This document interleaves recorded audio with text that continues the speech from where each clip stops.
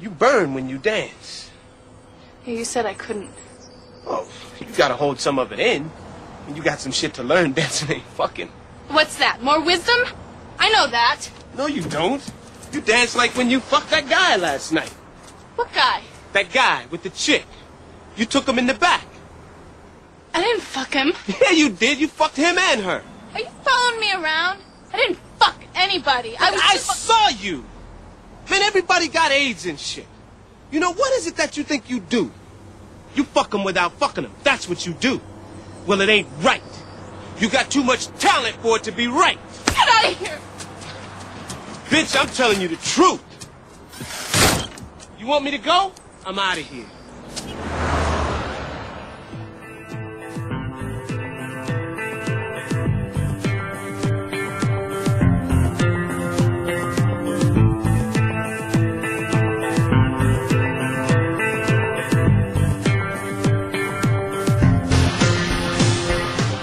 Episode 53 of the Cult of Matt and Mark Cult Film Review Podcast. I'm Matt. And I'm Mark. And make sure to visit us at our website at cultfilmreview.blogspot.com and shoot us an email at cultfilmreview@gmail.com. Show news? Do we have any show news? I don't have any show news, no. Did we get any comments on the website?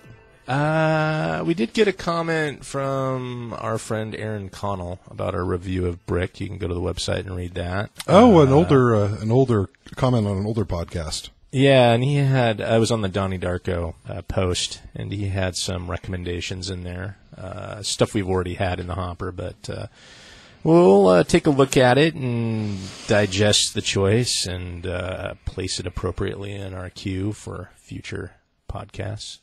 There was no interested male listeners last week that were looking for a relationship on the DL? You know, that was to me, that was one of our better podcasts. I quite enjoyed that one. It was... Well, we were more argumentative. I was sort of jerking your chain a little bit. You were, and I think I even tried to get you to confess to that, and you still... Well, I was jerking it with honesty, which is the best way to jerk. Speaking of jerking it, let's talk about our movie this week. This week is the 1995 camp classic, Showgirls, directed by camp auteur Paul Verhoeven, and written by Joe Esterhaus. It's German. No, yeah, Hungarian. a couple of German guys. Oh, is he Hungarian? Yeah, no, Verhoeven is Dutch, and Esterhaus he's is Hungarian. So both of them are European, not American. Well, I'm certainly more familiar with Verhoeven, and I've heard of Esterhaus probably because he wrote Basic Instinct, right? Directed also by Paul Verhoeven. So it was okay. Yeah, Verhoeven has some great films that I've really enjoyed. I think of all the films I've seen of his, this is probably the one I've enjoyed the least. Wow. Well, okay. I mean, you got RoboCop, you got Starship Troopers, and you got Basic Instinct. Hollow Man, I enjoyed Showgirls more than Hollow Man. Well, I guess you're right. Hollow Man was pretty bad. Both had terrible rape scenes in them, but I think overall Hollow Man was worse. Yeah, and I didn't enjoy seeing Kevin Bacon's CGI'd, skinless junk. Yeah, no, that wasn't very exciting. I have some very dim recollections of that movie. But I only saw it once. Recalling it positively. Yeah. All right. Let me get into the plot rundown here, courtesy of Rotten Tomatoes. I'm gonna dance. Nomi Malone, played by Elizabeth Berkley, insists in the opening scenes of Showgirls. And dance she does in this quasi-update of All About Eve. Nomi is a drifter whose sole ambition is to headline the Goddess topless dance show at the Stardust in Las Vegas. Of course, even Nomi must pay her dues, and she does so at the Cheetah, grinding poles and lamp dancing her way to a future. Fortunately, her roommate Molly works at the Stardust and invites Nomi to see the show, where she meets Crystal Connors, played by Gina Gershon in the Bette Davis role. This is the reference to All About Eve. With whom she immediately forms a love-hate relationship. Nomi soon learns that she must do what she must do to get ahead, and the rest of the film documents her cat-like crawl up the showgirl ladder of success. Directed by Paul Verhoeven of RoboCop, Basic Instinct, and Total Recall fame, Showgirls was conceived as the first big-budget adult film since 1977's Caligula, and the first such production to wear the NC-17 rating. Its failure at the box office discouraged further attempts at large-scale adult productions. There you got it in a nutshell. So that really raises two questions. First, All About Eve. I'm sorry, I'm not familiar with that film. Is that a reference that you understand? No, it's in some of the more positive recent reviews of Showgirls. You know how we get those kind of 10 years on reviews.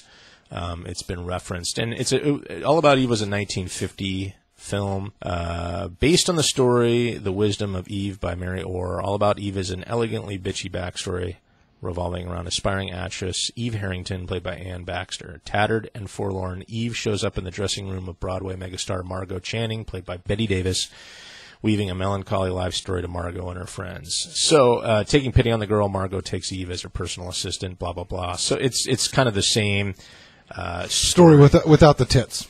Yeah, and all right. Well, it sounds like not something I really necessarily need to watch. Though maybe the performances are good, as opposed to Showgirls. No, and it won several Academy Awards, including Best Picture, which Showgirls did not. So. Okay, your summary brings another question. How could you really classify this as an adult production? There's no explicit sex at any point, and there's barely any genital shots, no male genitals for that matter. How could this? I don't really see how this got classified as an NC-17. I mean, it seems like total Skinamax style, weird play acting, sex scenes, and some gyrating hips and slight flashes of crotch.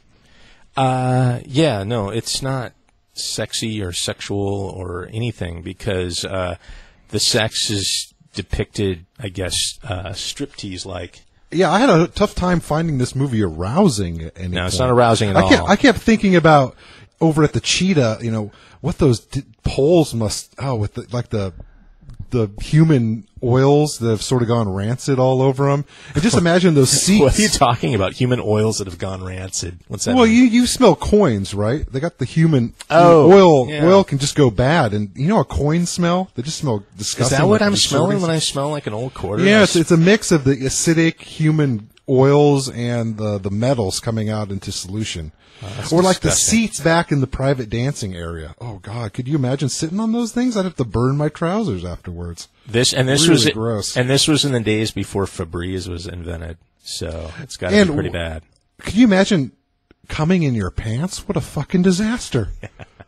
Who wants to be out in public with your underwear full of jizz? It looked like you pissed yourself. Well, Zach was wearing black slacks, so you can do some wonders there. I guess you don't want to wear baby blue slacks. And if you're wearing like a nice, nice sports coat, it'll drop down there to the jizz region. It's so quickly I've forgotten my Boy Scouts training of always be prepared.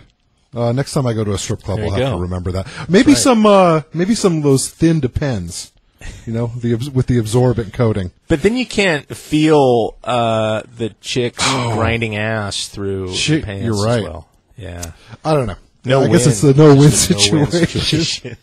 You lose some money and you don't come. All right. So is it an adult production? And is it?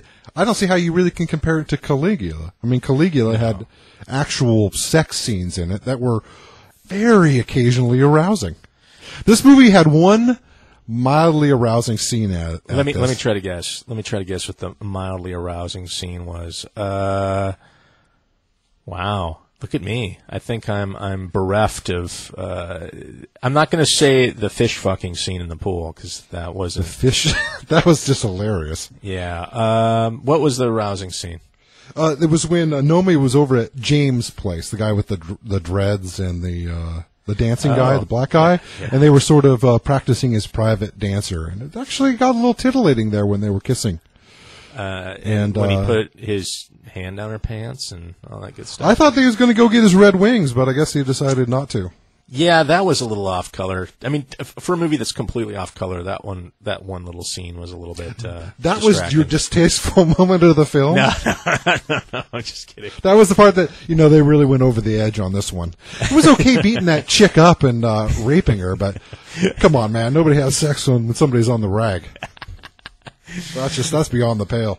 Oh my god, that was slightly sexy, and the rest of the sex was terrible. I found the crying game more arousing than this movie. I think, needless to say, and that gets to the heart of this film. And there's so much that I want to kind of get into about Showgirls that I don't almost know where to start. But well, okay, for starters, this do you remember when you saw Showgirls first? I think I just caught it sort of lackadaisically on video at one point. Okay. This is the first time I really sat down and watched the whole thing. It's the first time I ever remember paying attention to the plot, which consists of the last 20 minutes of the film. Yeah. Well, it's a plot. So I guess if I had to say the first time I've watched this movie, it was probably this week. Wow. That I really watched it. Well, the Joker on this end of the mic actually was in the theaters for the Showgirls back in 1995. Who was that crowd? Was some of the college buds? This was Seahome Theater in Bellingham, and Seahome Theater was sort of it's kind of like a triplex, and they showed some Miramax stuff, and it's where I first saw Pulp Fiction and things. So they showed Showgirls, and it was walking distance from where our apartment was, and so it was me.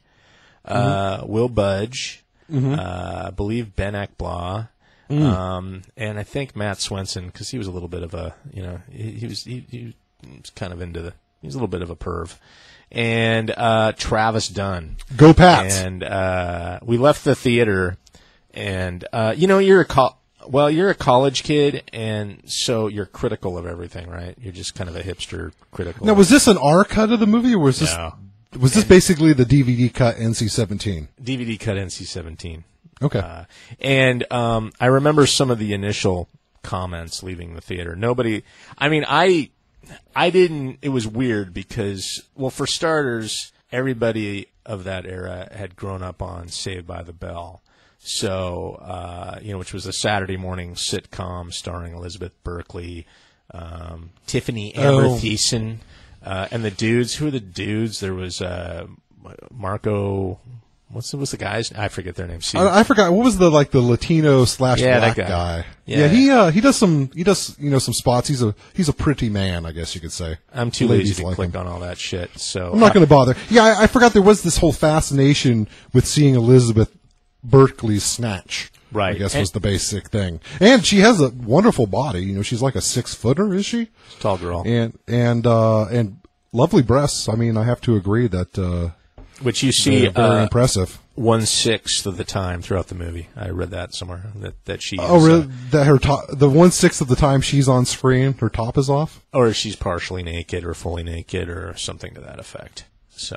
Yeah, I mean, there's quite a bit of topless nudity in here. There's one part where the producer talks about her breasts. Here, listen to this. Okay, drop it in. I'm erect.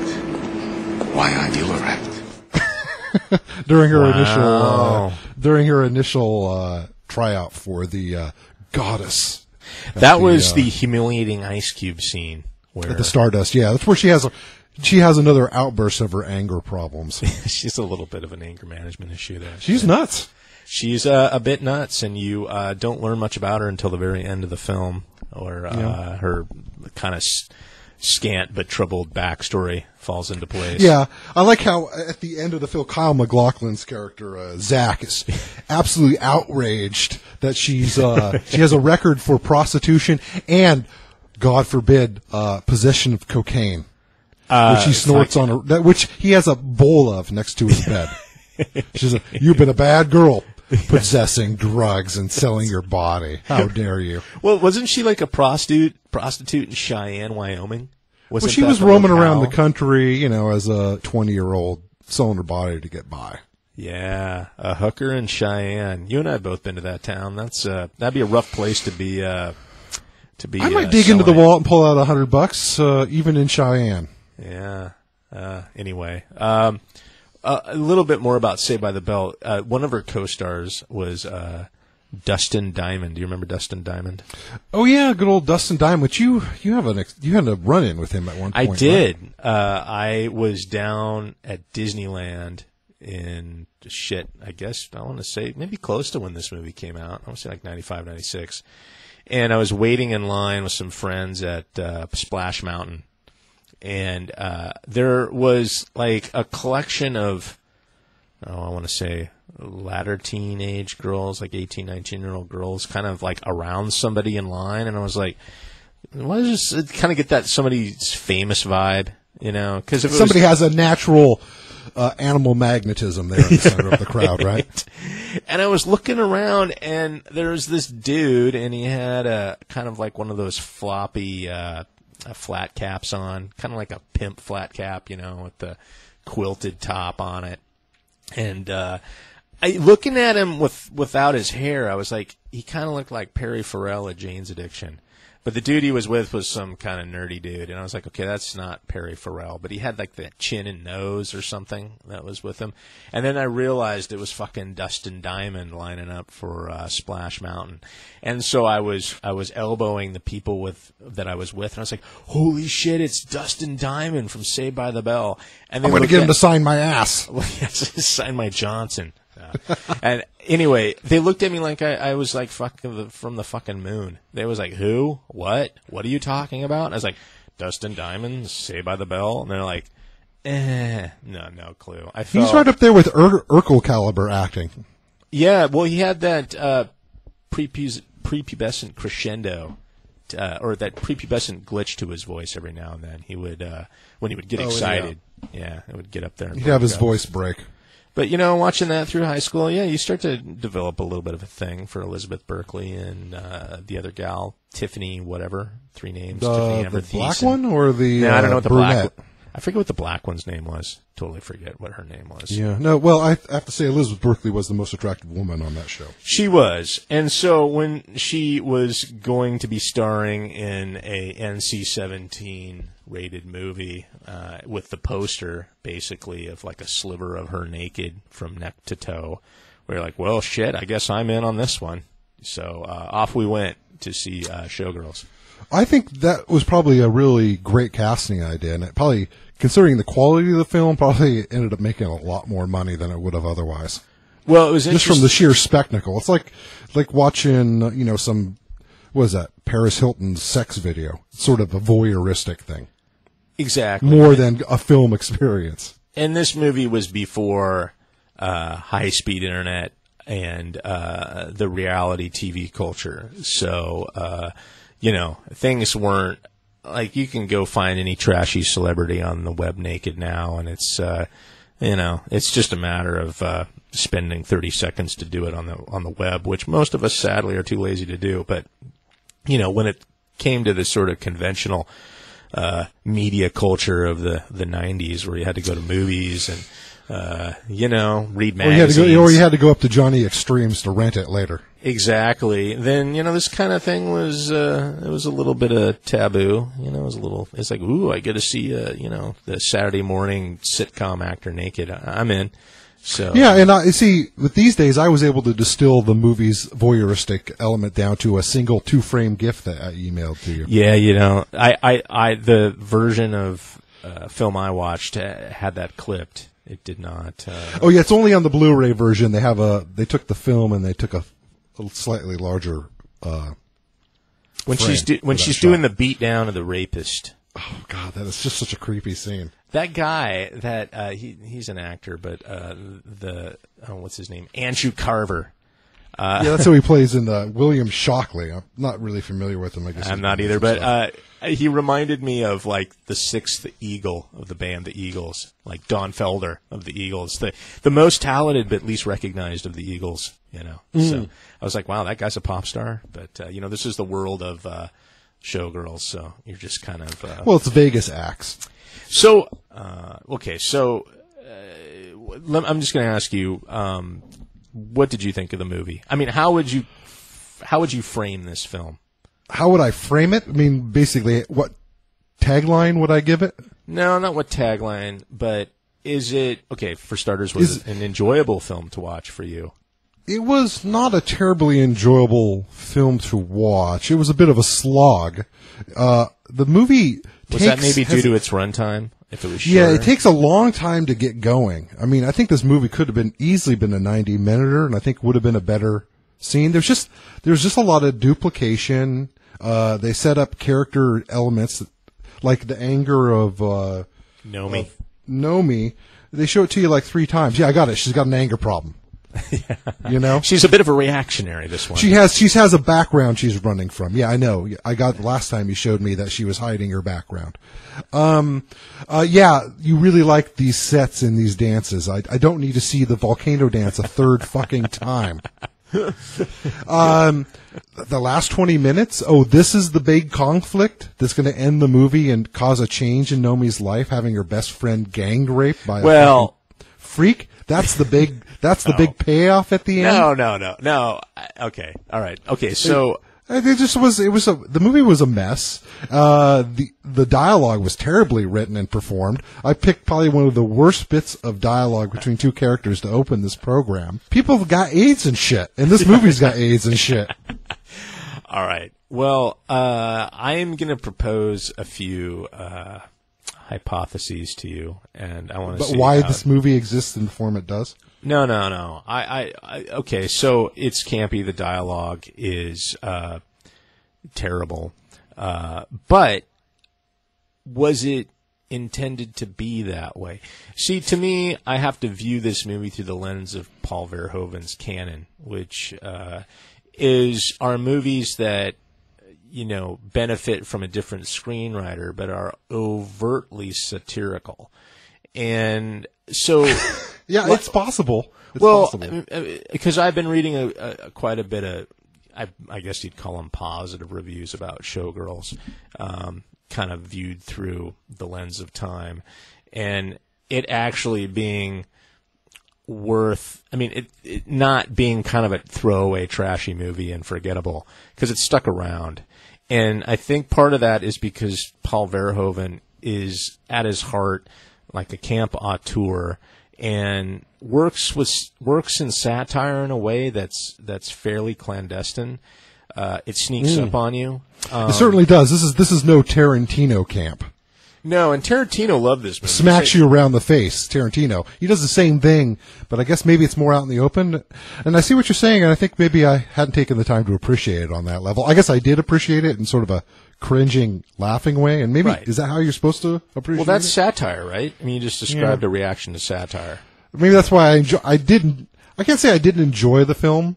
I enjoyed the film with a head shake, like when during the pool sex scene, where after Kyle MacLachlan orgasms, he puts Elizabeth Berkley's face under the the hilarious to get like a submerged the spitting dolphin, to get like some sort of weird extreme cum scene facial with the real palm trees with neon palm trees in the foreground behind the infinity pool. Yeah, that was awesome.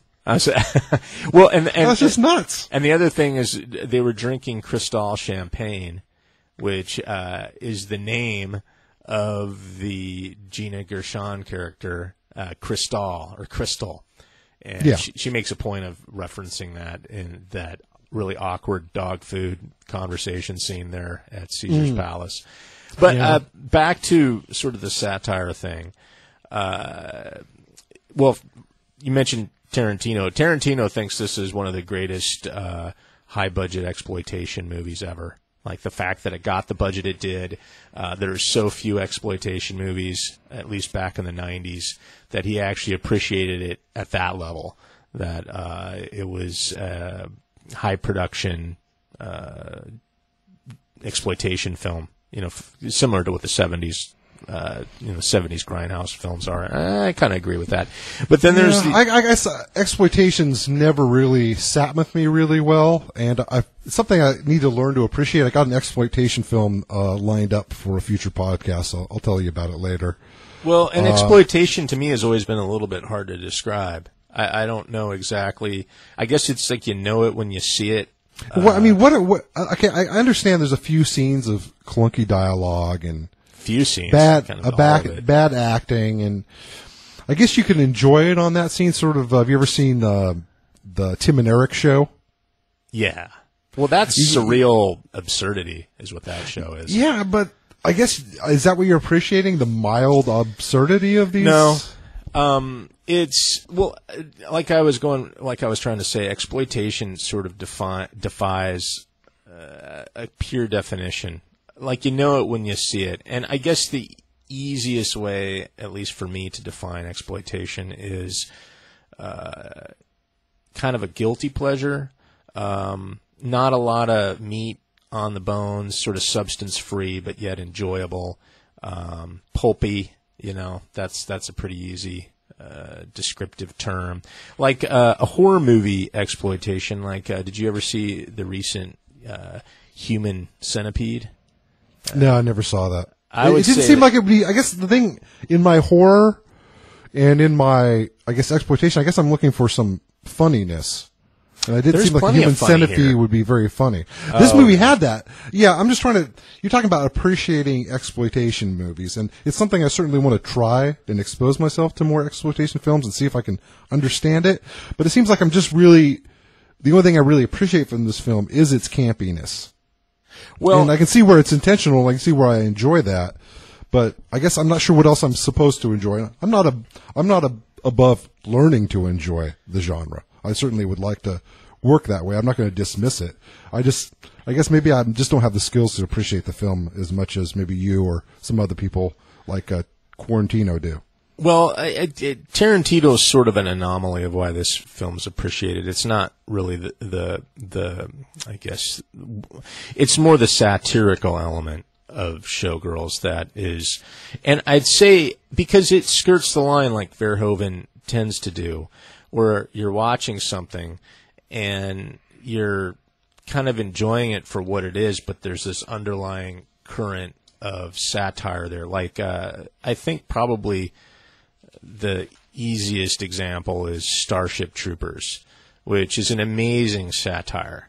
And I don't know if it drifts. I really appreciated that element in Starship Troopers, and I thought its pacing was better. Maybe one reason I enjoyed it more. Well, those could be technical details, but like with Starship Troopers, and I haven't read the Heinlein original, but, its satire is sort of war propaganda where your enemy isn't figuratively an insect, but literally an insect, and then all that goes along with that. And so the mentality, kind of that almost pre-Wilsonian propaganda or mentality that people had towards war as being adventure and a noble thing.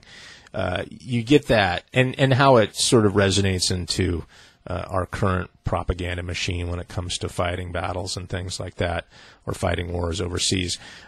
There's a ton of satire in Starship Troopers.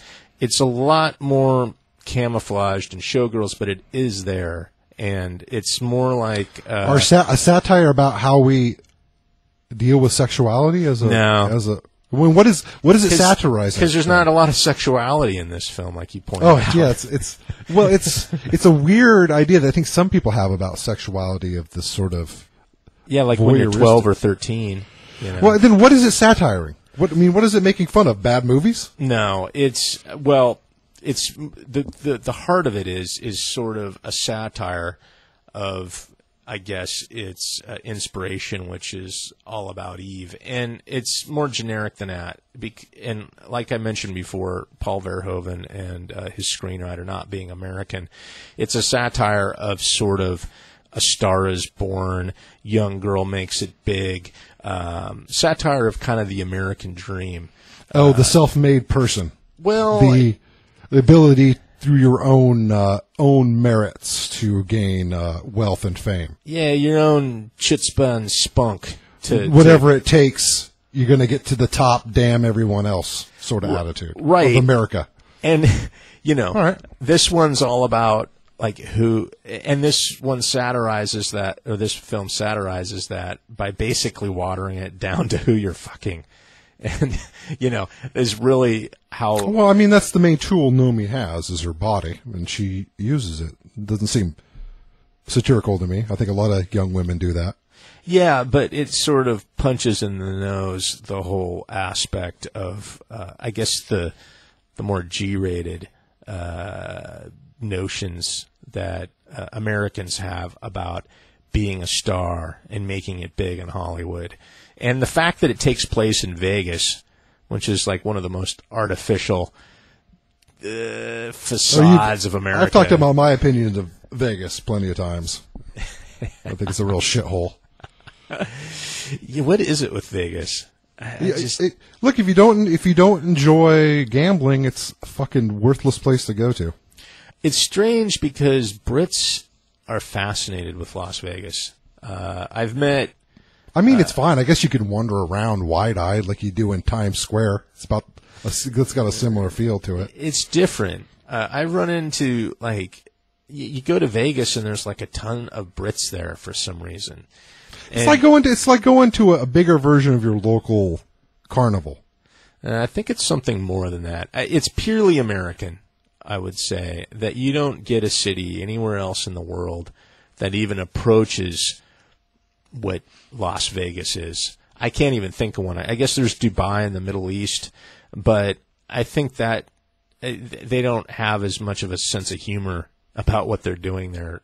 I think Vegas is it's going to be a weird archaeological dig in about 1,000 years is all I got to say about Las Vegas. It's just it's a paradox. And, and I think that's why this film was set there as opposed to Hollywood. Because Hollywood, it's the whole casting couch. We're all. But I guess that's another funny thing about this movie is how it ends. It starts with her a few hundred miles away from Vegas, looking to be a star, and it ends with her a few hundred miles away from Los Angeles in the same truck, the very same truck, going to be a star. You can just see the cycle of this process. She's going to go make it big in L.A. now.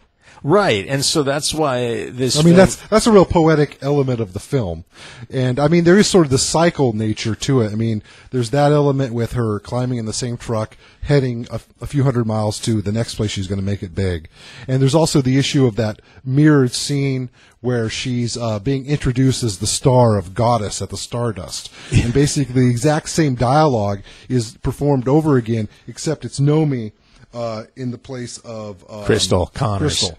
Exactly. It's a real fascinating, a sort of cyclical nature to it, and I guess it's sort of, I don't know, I guess it's commenting on as one rises another falls. Well, the hilarious thing is that fucking press there for a new dancer at some shitty topless show in Vegas. I mean, that's right there is campy and satirical. Oh, well, it's just but people have those sort of press releases, the vapid nothingness. No, nobody gives a shit. Nobody cares. Come on. Well, it was probably just a throw-off party, and that camera was from the Vegas channel that they fucking have on your TV whenever you turn it on in your hotel room. They're going to make a little fluff piece for what you can do on the Strip. I mean, there wasn't a ton of cameras. There was one cameraman and one microphone. It wasn't like everybody from the Southwest United States was coming in to see who's going to headline Goddess next. Hey, man, those Texans there gunning for a signature were all about Goddess and Crystal Connors. Do you remember that scene? That's what I'm saying. Some guys really love that shit. No. That was farcical. That was really? Oh, come on. People pack those places. You're telling me people don't appreciate that crap? It comes down to one issue I have is, why do some people fucking love dancing for some reason? What is it about dancing that gets people going? I mean, I've worked with people who they really love dance, and there must be something about dancing. Now, I'm not equating artistic dancing with like stripping, or certainly I'm not equating it with a topless review. But there certainly is some. I guess I can appreciate the athleticism and the beauty of the human form, but some people just fucking love the art of dance, and I just never quite gotten it. Do you appreciate dance at all? I don't really have an opinion on dance. I have an opinion on most things, but dancing as like choreography and I guess I could just. It's one of those things I could just give a shit about. I don't give a shit about. People get really passionate about it. I guess it's just an art form that doesn't resonate for me. Well, I guess I can't really be a judge of it, but people do love dancing. I would say Showgirls is much about dancing as it is about sex. So I think. Well, I think you're right, but in a different sense. I mean, we went to a topless review somewhere. Yeah, it was the Tropicana. I forget what it was called. It's the Tropicana, and it was some dancing show. It wasn't terrible. It wasn't as good as this one. This one was a lot more athletic, sort of like a low rent Cirque du Soleil. Right. And I mean, the place fills up, and who's there? I think the thing is that it's just sexy enough to get the guys to come in. Yeah. And it's just artistic enough to get their wives to come. It's sort of the perfect middle place. It's sort of a low energy well where it draws people from both sides, the people who want to see the art and the people who want to see the tits. Yeah. And it cups both of those groups. I think that maybe that's why Topless Review is so popular. It's because a weird, it has like both of those elements to it. It's like so in a way, weird- it is about dance and it is about sex. What's a weird extrapolation of burlesque? You know, it's except for burlesque, I'd say, and I don't know much about burlesque, but it's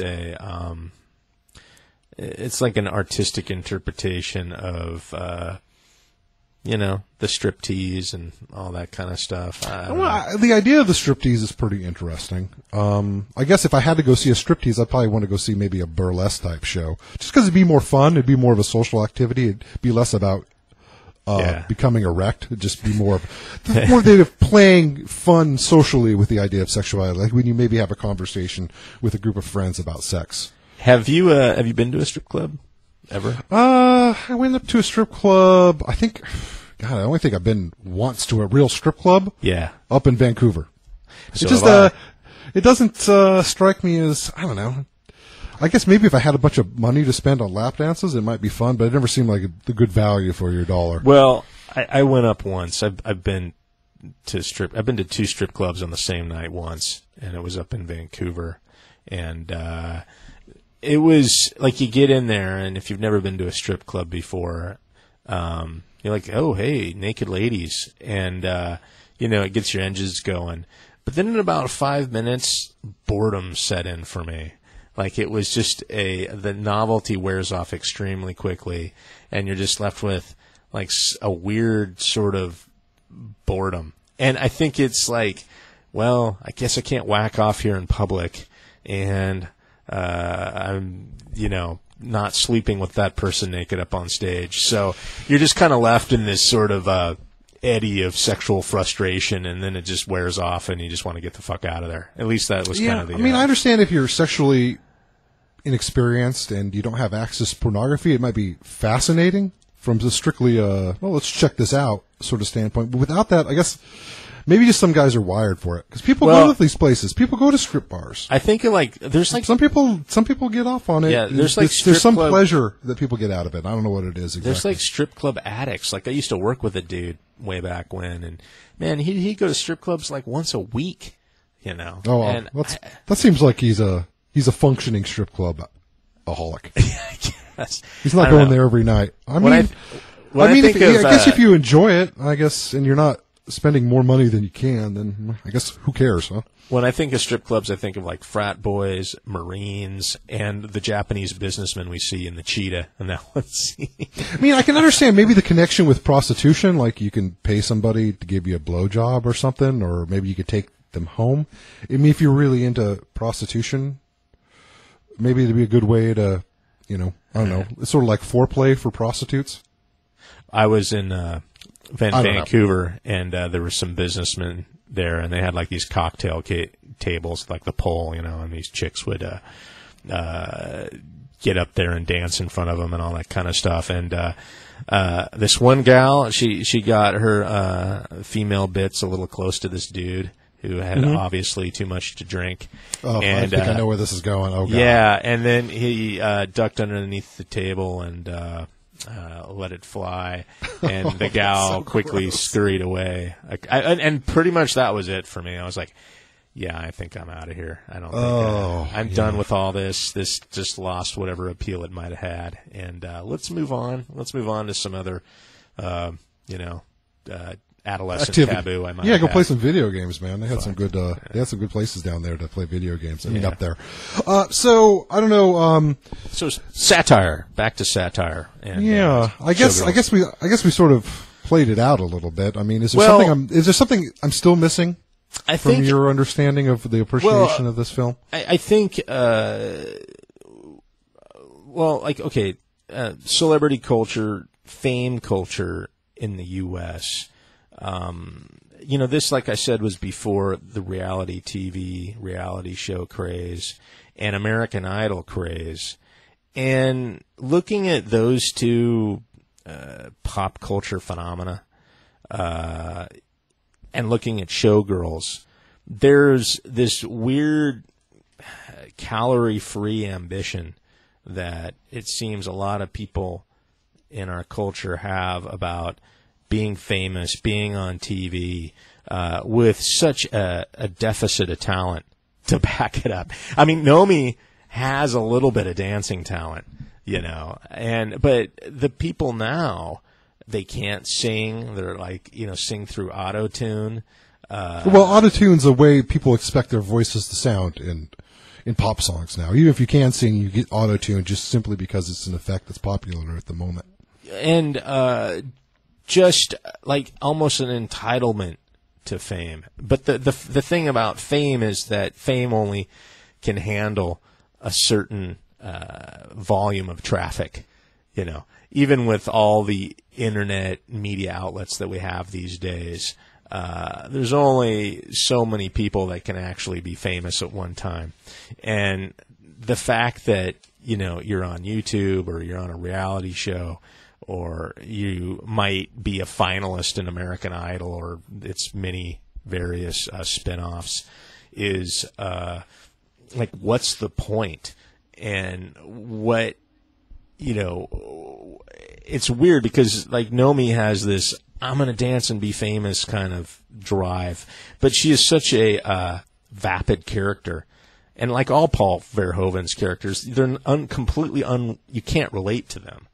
And so, no, she loves the dance because you can see her when she first sees the volcano dance. Yeah, I know, she's so out there in the audience, like doing bad. the hand movements, and she's got a natural talent. I mean, she prepares to be a dancer in an entire review show in one afternoon of training. Yeah, she's good to go. Yeah, just get out there. So, I mean, she must just love dance. I'm sure there's people that are like that. It's just like there's musicians who can hear a song once and then basically do a beautiful version of it on their own weeks later, just from a single one hearing. I'm sure, and I mean, I guess if people are professional dancers, a lot of them must have, a natural skill that would amaze you if you suddenly were given it.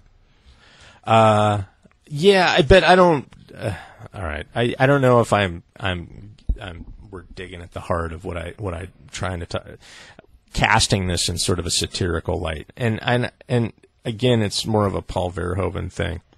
I guess maybe I'm seeing satirizing the idea of fame and the American dream and the weird attitudes of sex, and I guess it's not doing anything for you. I mean, it's fine. I enjoyed that aspect of the movie. It was fun. I just don't think I'd ever watch it again. Oh, okay. It's not going to be on my top 100 list of movies I've enjoyed. No. You know what I mean? Well, and the thing is and I like the idea of getting more familiar with exploitation. I want to do it. We should do some more exploitation films. Maybe I'll get at the heart of it and it'll click in my head. But I guess maybe I'm not. Well, I'm not smart enough right now. Well, I mean, why are like Paul Verhoeven movies? And we maybe should have done another Paul Verhoeven before we did this. But I mean, I enjoy Paul Verhoeven movies.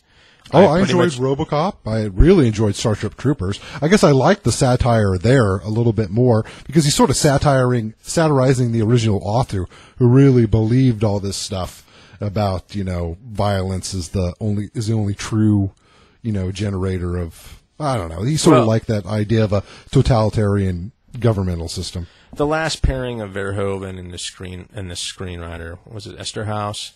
Mm-hmm. Was Basic Instinct. And I think, which was a watchable movie, and I don't know what kind of reviews it garnered. Definitely nothing as negative as this. I haven't really ever watched it. It's, I guess, watching it, you would say over the top. It was an over the top film, and this is an over the top film, right? And it was ridiculous on a certain level. And this is ridiculous on a certain level. Campy. The one-liners that are leaked out of this. This movie has one-liners. In fact, I have all sorts of them lined up for you if you're interested. Okay. Yeah, let's hit some drops. All right. Well, let's see. Find a good one. Here we go. Here's one right here. Must be weird not having anybody come on you.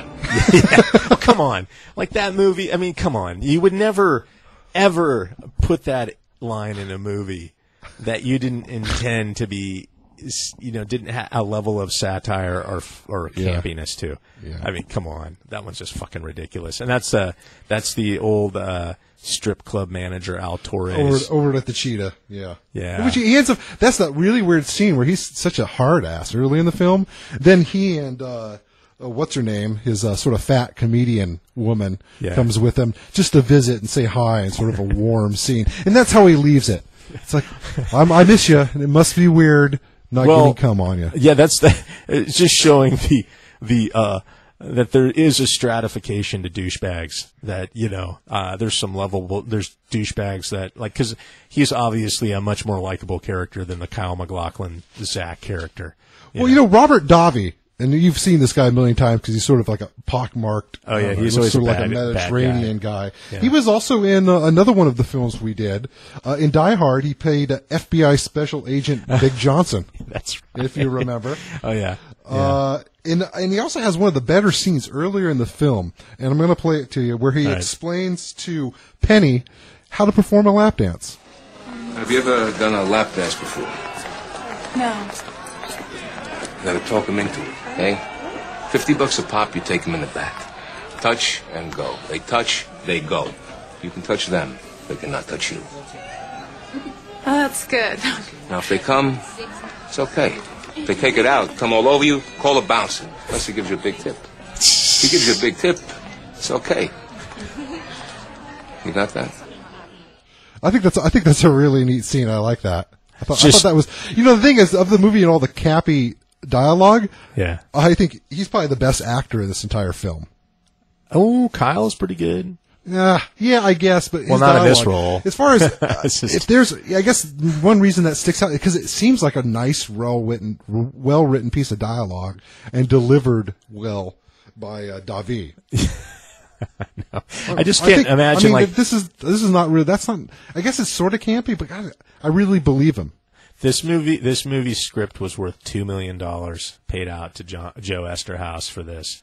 That's good work if you can get it. And just thinking of him sitting in a Starbucks, penning this shit out and trying to imagine how it would be delivered. He couldn't have had anything but a smirk on his face as he was typing it. I mean, there's just no I wonder if he sat in the back of strip clubs and did some research. Some of the people's best thinking comes in strip clubs. Did I ever tell you about the Feynman anecdote I heard from a physics professor? Like strip clubs, yeah. See, he used to interview postdocs in strip clubs, and he just to try to phase them or something. Well, he used to go to strip clubs to paint naked ladies, and he was all friends with the strippers there. And for those listeners that aren't aware, was it Richard Feynman? Feynman? They can go fuck themselves. He was a Caltech Nobel It's like laureate. if you were a guitarist and you didn't know who Robert Johnson was. Anyway, he's probably one of the greatest physicists of the 20th century, which may not mean anything to you, but as a physics major, it meant quite a bit to me. But anyway, he was also a character. And he was also a curious character. But he was fascinated by a few of the girls that could counter-rotate their pasties and tassels. One side would go clockwise and the other would go counterclockwise.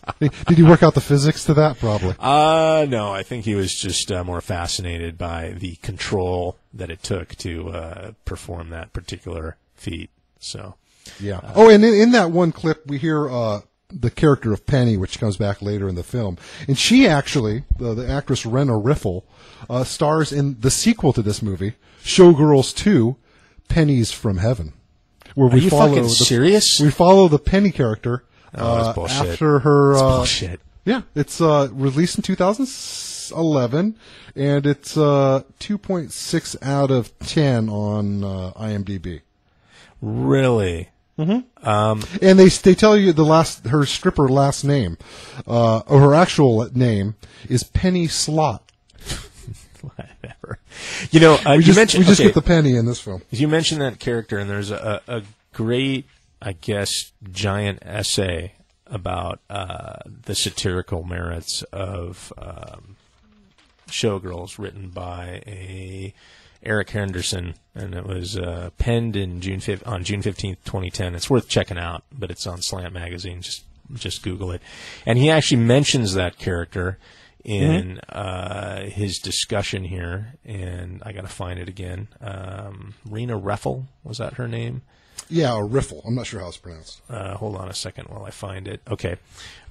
When Rena Riffle, so good-natured and winningly ditzy as the cheetah's new girl Penny, showed up in David Lynch's La La Land masterpiece of female martyrdom, Mulholland Drive, it was almost as heartbreaking to see her portray a strung-out, worn-out shell of used sex appeal, the logical outcome of Penny's character arc.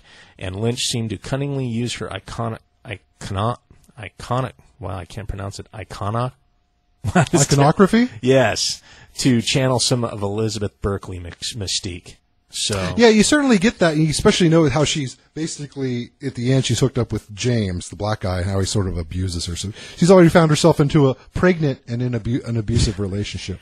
There's another little big things are ahead for her. Then there's another little note about the Berkley mystique, Elizabeth Berkley mystique, that Berkley's career had to make that needed to fail in order to lay the groundwork for Showgirls to be reborn as a camp classic is undoubtedly one of the most damning pieces of evidence in the case for holding the film's subsequent audience in contempt. Oh, really? I mean, I guess. I mean, you might as well condemn all of humankind if you're going to condemn the audience for that. I wonder who her agent was that thought this was her. This is where starlets end up. It's not where their careers are begun. That is for sure. Maybe. I don't know. I don't think you really know what the vicissitudes of life will do to your career. And I guess it didn't work for her, or maybe she wasn't that good of an actor in the first place. She's a terrible actor, especially in Showgirls. She kind of plays that sort of.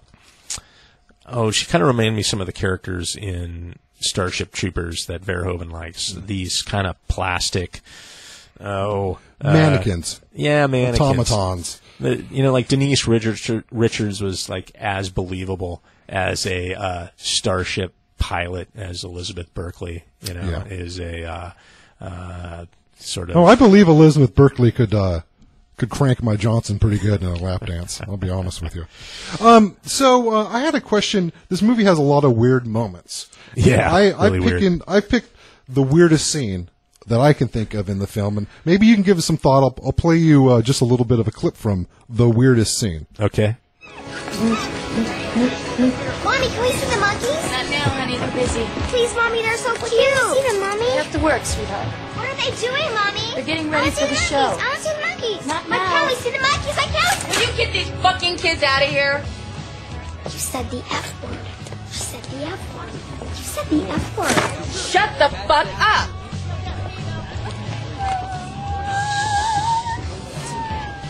It's so sad. I mean, I guess You think that's the weirdest? That is a weird scene. I mean, it's got monkeys.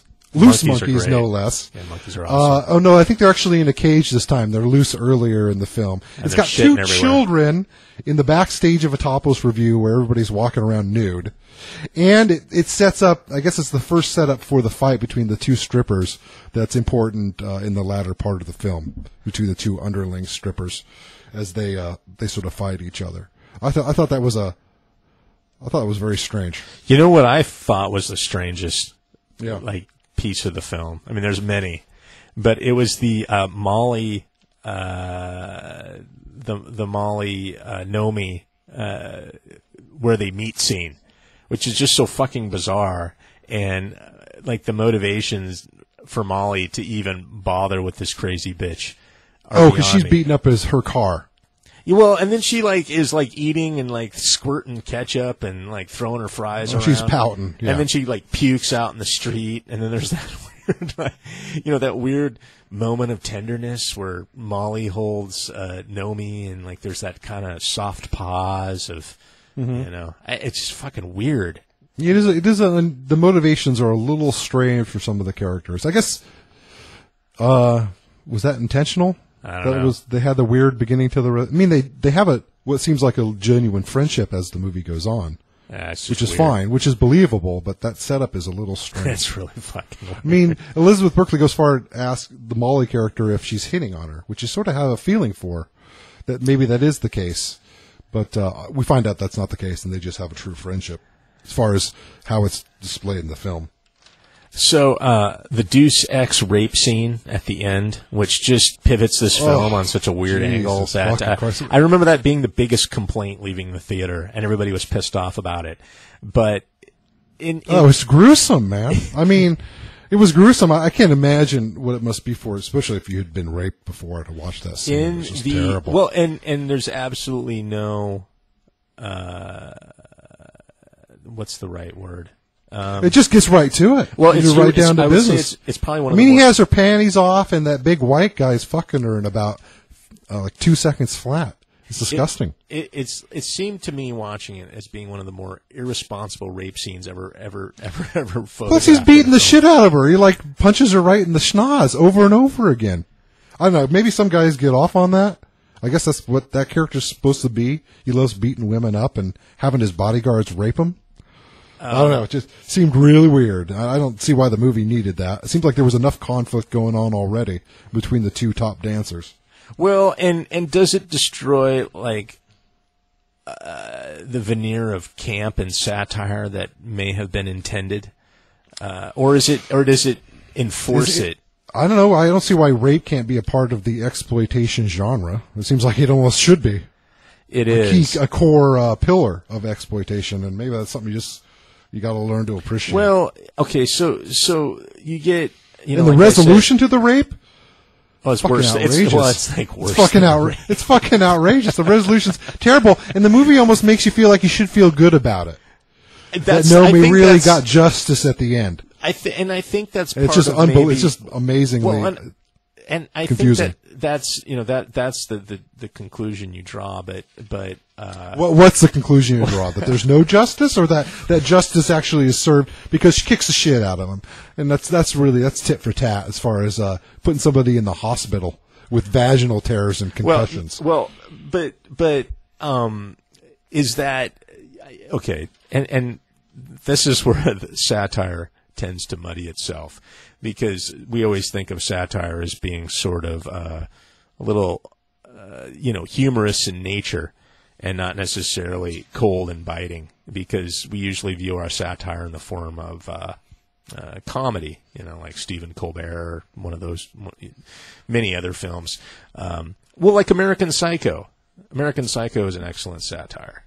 And the way that it, sort of encases like American ambition in the form of a psychopath and all their perversions in this, in the one Christian Bale character. And there's some pretty fucking terrible scenes in that movie, but that movie is a satire. You have him cutting up hookers and putting them in the hospital, and but you don't really them. Does it? Yeah, but it doesn't really. In that movie, you don't really know what exactly is truth and what's psychosis. So it sort of frees you up a little bit. Well, but it is a satire at its heart, And but just looking at Molly's face after the rape is God. She looks like what's that actress that was beat up by that one rapper a while ago, and they're back together. Oh. Yeah, I don't follow that news, but Chris Brown and was it Rihanna or something? Yeah, Rihanna. Like he beat the shit out of her, and the picture was leaked with her looking a lot like Molly. And then after he did a few months probation, they're back together. Yeah, see, mind-boggling. Okay, maybe she'll get raped again. Maybe Molly will get raped again. We got that to look forward to. Yeah, I don't know. Maybe we don't have time to sort of dissect that satire. Other than I found it disturbing, and I'm not necessarily very squeamish. Well, I think that it seemed irresponsible, but was it really in sort of if you were to sort of couch this movie as a satire? Is it more of an indictment, I guess, of the way that Americans view revenge and justice? I don't know. Maybe I'm making too much of it. Whatever. I don't know. I guess The Revenge sort of reminds me a little bit of a movie that was made after this as a homage to exploitation, Death Proof, where all the women beat up on the one serial killer race car driver at the end. Yeah. Which I guess maybe this ending is an homage to an earlier exploitation film. I don't know if it was homages in this film, but I just I think you watch that scene, you say that's the most irresponsible rape justice scene I've ever watched. The justice on that rape couldn't have been handled more poorly by everybody. But if satire deals in sort of extremes and exaggerations, is it still? I mean, if you view the whole film as a satire, is it still not, par for the course? I guess. I don't know. I don't know if I don't think I'm far enough down the path of enjoying exploitation to enjoy that rape and revenge sort of diptych at the end of this film. All right. Oh, one other thing I want to mention before we move on to Ebert is that there's another tie-in sequel regarding. I can't believe there's a Showgirls too. That's fucking unbelievable. Elizabeth Berkley, who plays our main character, Nomi, is actually in a sequel to Donnie Darko called S. Darko, which came out a few years ago, where she plays one of the supporting casts. So we might have to see it to see Elizabeth Berkley. Maybe she takes her top off. I think I'm done with Elizabeth Berkley. I think I'm just going to bury her career in my backyard. All right, well, let's wrap this up and see what Ebert has to say.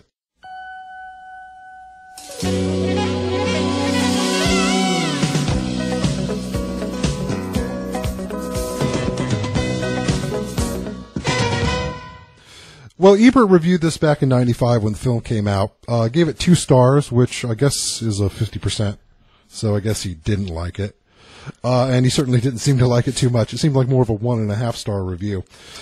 He says, a sleaze fest like Showgirls promises the inside dope on Las Vegas. Stripping, hooking, and all that stuff. What Showgirls delivers, however, seems basically to be Joe Esterhaus's masturbatory fantasies. The screenplay is a fevered product of a very limited imagination, brought to a high gloss in a slick, expensive soap opera. I think that's a nice summation. Yeah. He certainly doesn't seem to like the screenplay. Well, okay, go ahead. What Esterhaus, he says one other thing about Esterhaus.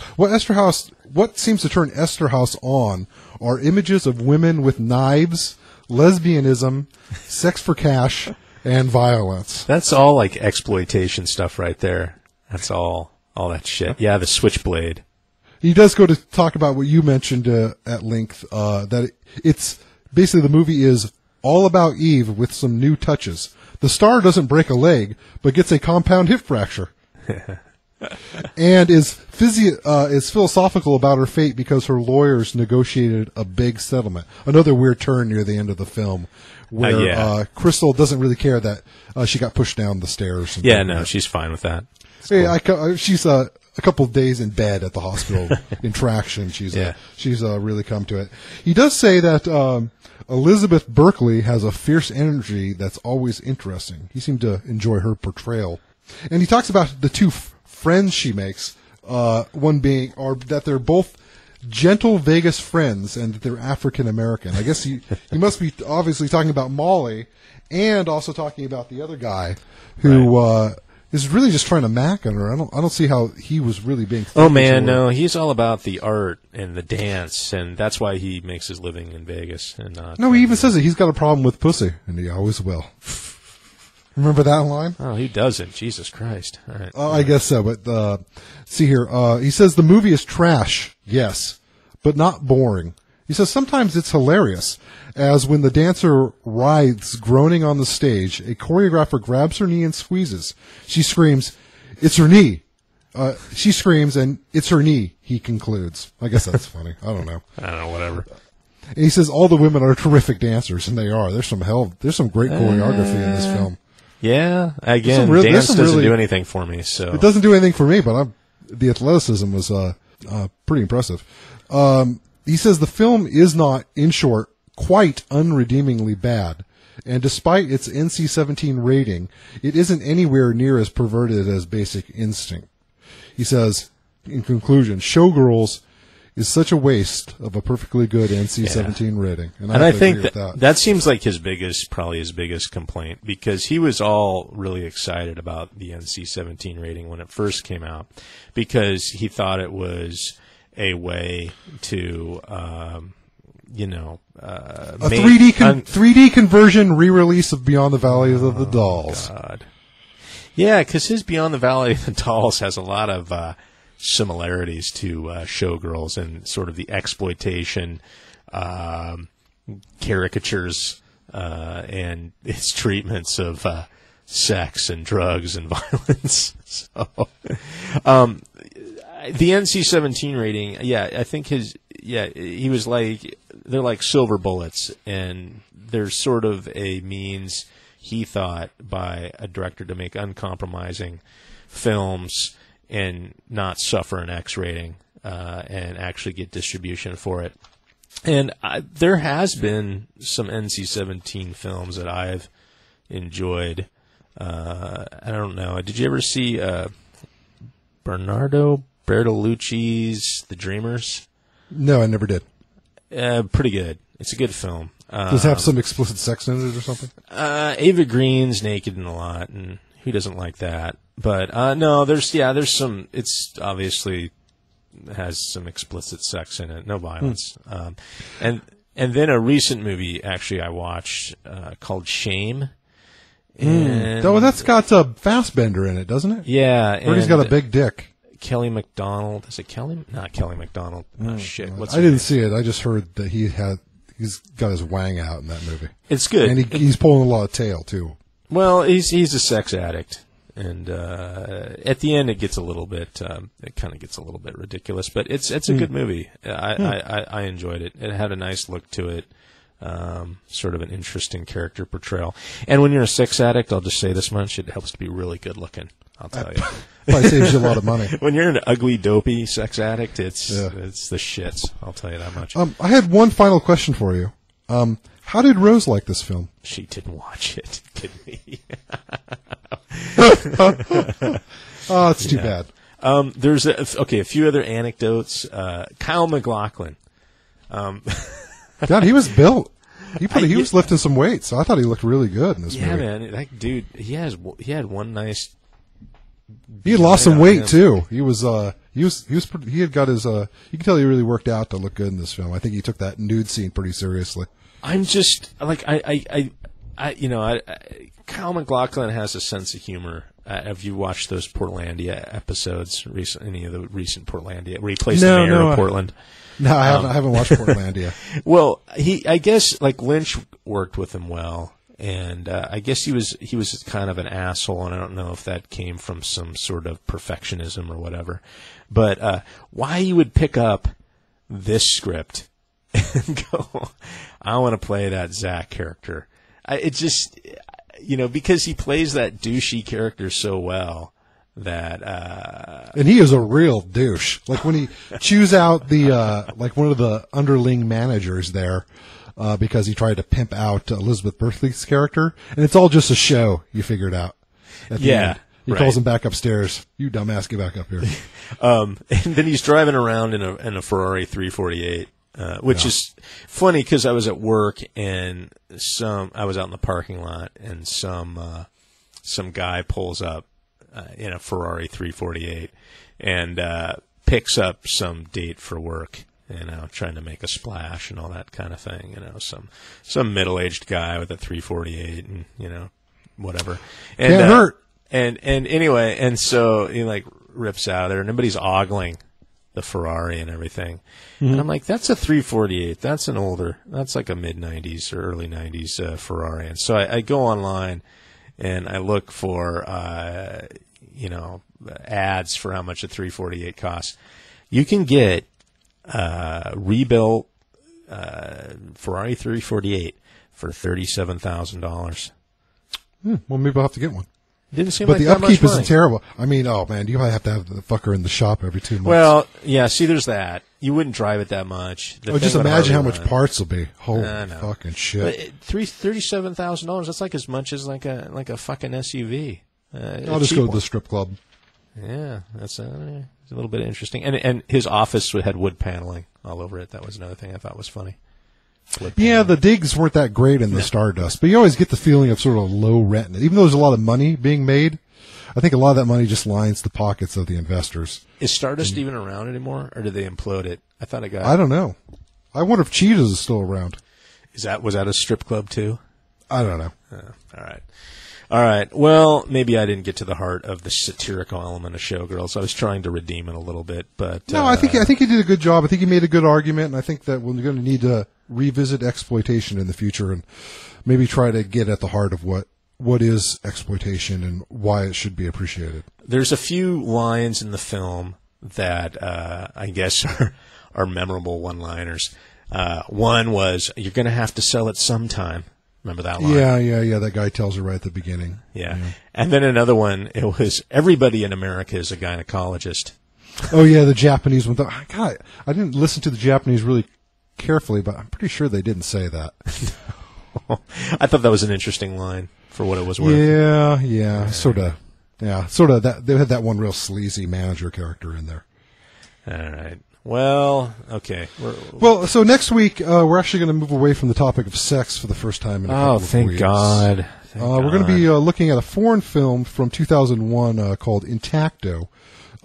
It has sort of a premise that I think you'll appreciate, which is the idea that if luck was a commodity that could be transferred and bought and sold, what might be some of the outcomes of that. And it's directed by Juan Carlos Fresnadillo, and generally well received. And it's a newer film, but I think it certainly sort of reminds me of maybe new weird fiction a little bit, but set in the real world. So it has some paranormal elements or some fantasy elements. A little I just like how it deals with it. It deals with it in a strangely mundane way. Really? As if anything that did exist would exist. Anyways, I think you might enjoy it. It's under 2 hours, and I think it'd be a good palate cleanser to get us moving away from sexuality. Well, yeah, at least the past two films. How about that? Yeah. Mm-hmm. Sorry. I think that's enough for right now. I want to put my dick back in my pants and move on. All right, man. Until next week, folks. It's all right. I've got towels.